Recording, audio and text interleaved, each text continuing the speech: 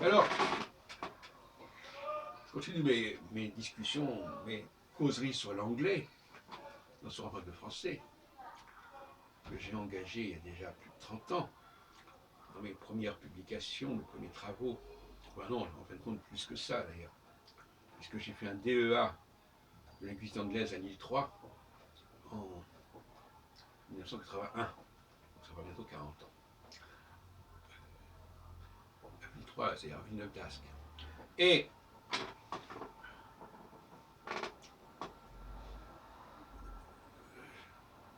à l'époque, d'ailleurs, j'ai donné des cours d'anglais à Londres. C'était assez avec des Anglais, finalement. Et d'autre part, je voudrais dire que c'est ce qu'on appelle la convertibilité de l'anglais au français. Il faut expliquer aux Anglais qu'à partir du moment où on apprend quelques éléments, quelques règles, on peut passer du français à l'anglais et de l'anglais au français. Et que ce n'est pas la peine d'en faire une montagne. Et je vais vous parler aujourd'hui en quelques secondes de la forme ate, A-T-E. Tous ces verbes anglais en A-T-E. Indicate, evaluate, etc. Et qui en français n'ont pas besoin de cela. Le verbe français n'a pas besoin de se terminer par ATE. Donc si vous enlevez ATE, vous avez du français.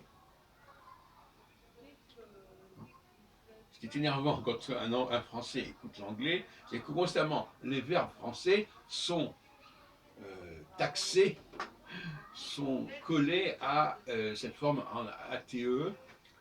Et d'où elle vient cette forme en ATE? Tout simplement du substantif. Interrogation donne en anglais to interrogate. En français, c'est pas de hate.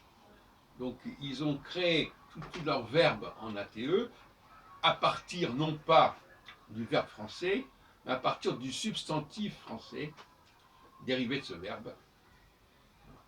Nous avons effectivement ce ATE en français, mais sous la forme ATION. Action.